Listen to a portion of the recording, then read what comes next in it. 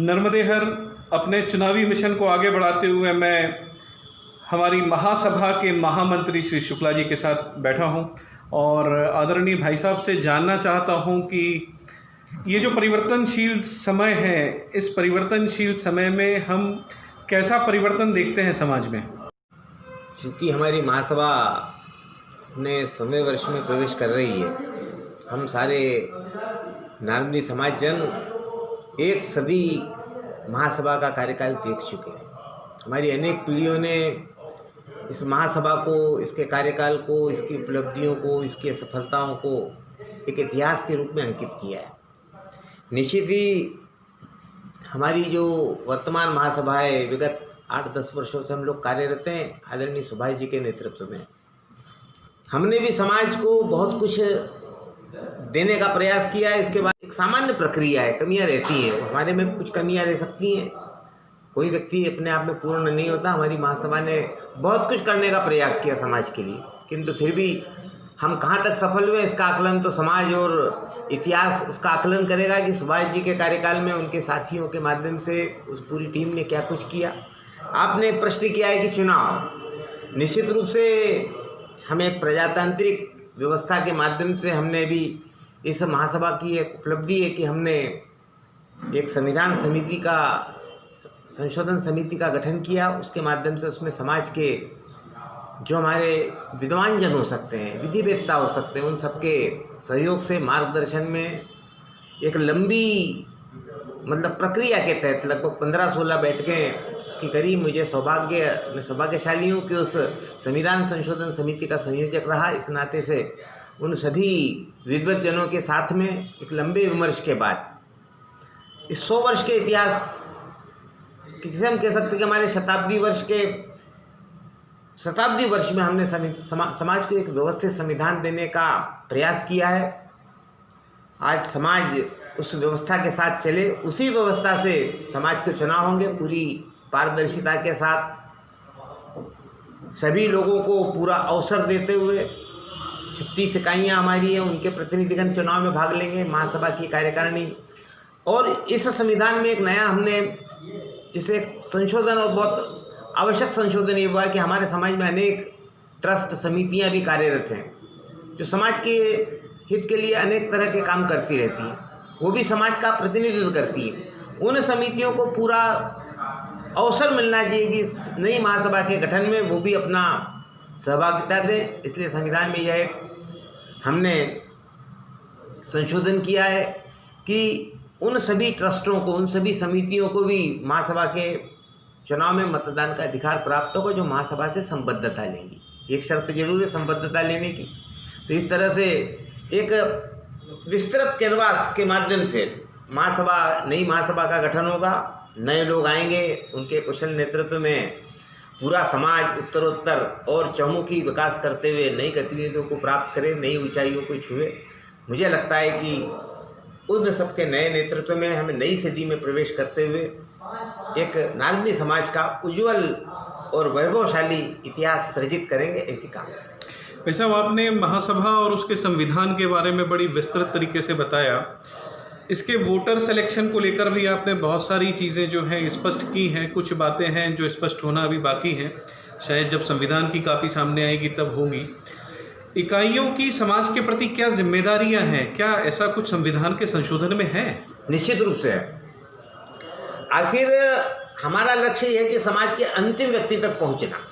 महासभा हमारे कार्यकाल में हमारे माननीय अध्यक्ष जी के नेतृत्व में इस कार्यकारिणी का यह एक संकल्प था कि महासभा सर्वस्पर्शी और सर्वव्यापी बने, समाज के अंतिम छोर पर बैठे हुए व्यक्ति तक महासभा का परिचय हो। और मुझे लगता है मैं बड़े गर्व के साथ ये घोषित कर सकता हूँ कि आदरणीय सुभाष जी के नेतृत्व में इस कार्यकारिणी ने उस दिशा में निश्चित रूप से एक मील का पत्थर स्थापित किया है कि आज समाज के अंतिम छोर पर बैठा हुआ व्यक्ति, चाहे वह खालवा ब्लॉक के अंतिम छोर के मंदिर में बैठा हुआ हमारे समाज का पुजारी, वो आज महासभा को पहचानने लगा है। वो हरदा जिले के दूरस्थ अंचल के गांव में बैठा हुआ व्यक्ति वो महासभा को पहचानने लगा है। यह एक उपलब्धि है। इकाइयों का दायित्व इसी के साथ जुड़ता है। इकाई अपने कार्यक्षेत्र का प्रतिनिधित्व करती है।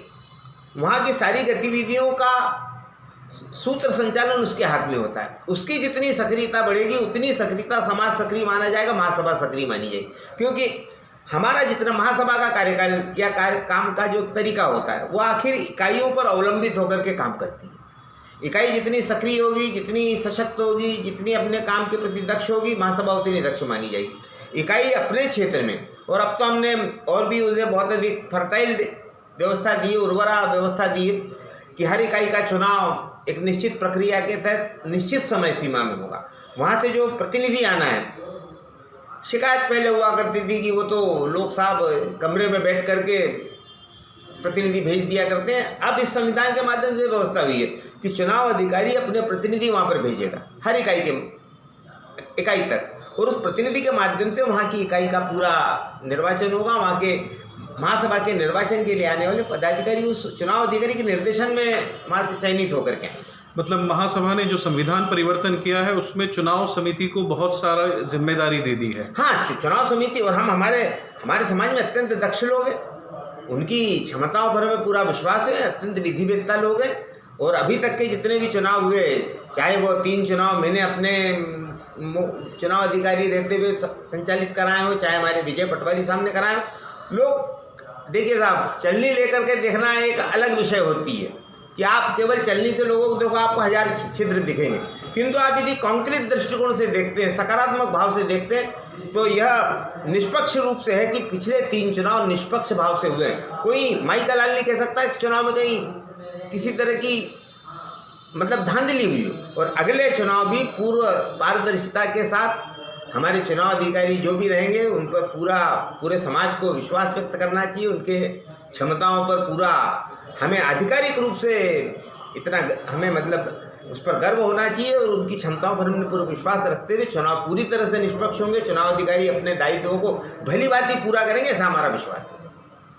बहुत बढ़िया भाई साहब। संविधान के संशोधन को लेकर जो बड़ी बहस छिड़ी हुई है समाज के भिन्न भिन्न जगह पे, तो इस बहस का परिणाम जब संविधान सबके सामने पेश होगा तो क्या पॉजिटिव रहेगा? क्या देखिए साहब, मैं आपसे एक निवेदन बताऊँ, एक कहानी के माध्यम से अपनी बात समाप्त करूँगा। एक बहुत अच्छे चित्रकार ने अपना एक चित्र बनाया और उसे एक शहर के चौराहे पर लगा दिया, और उसके नीचे एक लाइन लिख दी कि आप इस चित्र में जो आपको त्रुटि लगती है उसे अंकित करें। दूसरे दिन चित्र उतरा साहब, तो किसी ने उसकी नाक खराब बताई, किसी ने उसका कान खराब बताया, किसी ने उसकी आँखें नशीली बताई, किसी ने होठ मोटे बताए, और पूरा चित्र हमें भद्रंग स्वरूप में उस चित्रकार को प्राप्त हुआ। दूसरे दिन उसी चित्रकार ने उसी चित्र को पुनः उस चौराहे पर लगाया और उसके नीचे एक लाइन लिखी कि जिसे इस चित्र में कोई त्रुटि दिखती हो कृपया उसको सुधार दें। वह चित्र यथावत दूसरे दिन उस चौराहे से उतरा। हम जब एक विवेकानंद ने कहा है कि जब एक उंगली दूसरे को किसी को बताते तो अभी देखना चाहिए कि मैं 3 उंगलियां हमारी तरफ होती हैं। आप यदि कोई बता रहे कि इसमें यह गलती है तो उसका समाधान भी बताइए। भाई साहब क्षमा करना, एक छोटी सी बात आपसे कहना चाहूँगा, यह संविधान जब लागू हो इसके पहले हमने पूरे समाज से सार्वजनिक रूप से लोगों को इकाइयों के माध्यम से पत्र प्रेषित किए। अपने जो समाचार पत्रिकाएं हैं महासभा अपने समाज की, उनमें यह प्रकाशित कराया कि संविधान संशोधन समिति बन रही है, संविधान में संशोधन करना चाहती है। जिस व्यक्ति को अपने सुझाव देना हो और लिखित में इस समिति के सामने प्रस्तुत करे। भाई साहब इतना बड़ा समाज है, बड़ी बड़ी बातें होती, व्हाट्सएप ग्रुप चलते हैं, शीशा लेदर होती है, किंतु विडंबना ये हमारे समाज बुद्धिजीवी समाज की कि उस संविधान संशोधन समिति के सामने लेश मात्र के सुझाव आए। अब इसे आप क्या कहेंगे? हम बात तो बहुत करते हैं भाई, चैरिटी बिगिंस फ्रॉम होम, चंदा हमारे घर से शुरू होता, हमें शुरू तो करना पड़ेगा। कहते थे कि संविधान में ऐसा होना चाहिए, वैसा होना चाहिए। आपने कितने सुझाव दिए संविधान संशोधन समिति को? किसने लिखित में दिया संविधान संशोधन समिति? और फिर जो एक बात चलती है कि हमारा प्रत्यक्ष इलेक्शन होना चाहिए, संभव है साहब प्रत्यक्ष इलेक्शन? हमारे महासभा के साथ पैसा कितना है? कौन चुनाव कराएंगे? और दूरस्थ अंचल में बैठा हुए व्यक्ति, मान लो आज इंदौर में आपके अपने सिमरोल से आगे जंगल में रहता है एक नारदी ब्राह्मण, उसके अलावा अपने खर्च से आएगा बेचारा, मंदिर का पुजारी है, कितना पैसा है उसके पास, कैसे पैसे लेके आएगा वो? क्या हमारे में इतनी क्षमता है कि उस आदमी को ये सुविधा दे सके कि उसे मतदान करने के लिए यहाँ ले आए?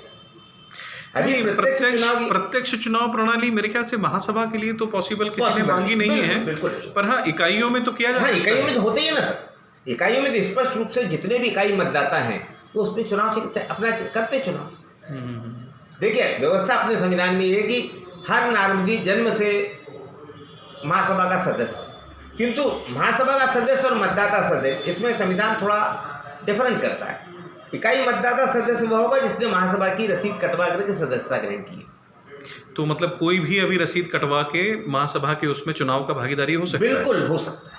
वो आम जन कोई भी हो, कोई भी आम नार्मदी वो इस महासभा का चुनाव में मतदाता सदस्य बन सकता है। वो इकाई के माध्यम से मतदान करके आएगा अपना। अच्छा, पहले वो इकाई को चुनेगा, हाँ। उसके बाद उसका वोटर महासभा में काउंट होगा। उसने महासभा में उसका वोट नहीं, उसके जो 4 प्रतिनिधि जिनको इलेक्ट करके भेजेगा वो महासभा, उसके प्रतिनिधि महासभा में वोट करेंगे, because they were elected through such voter. आपने एक छलनी वाली बात कही थी जी कि आप छलनी को जैसा देखोगे वैसा दिखेगी जी। तो ये तो समाज है, यहाँ तो हर प्रकार की दृष्टि है जी, बहुत चिंतनशील समाज है जी। तो इस चिंतनशील समाज में हम एक जैसी समरूपता की कैसे कल्पना कर सकते हैं? भाई साहब आपने बहुत अच्छा शब्द चयनित किया कि चिंतनशील समाज। मेरा उसमें थोड़ा सा और संशोधन हो गया, चिंतनशील के साथ हम सृजनशील भी बने।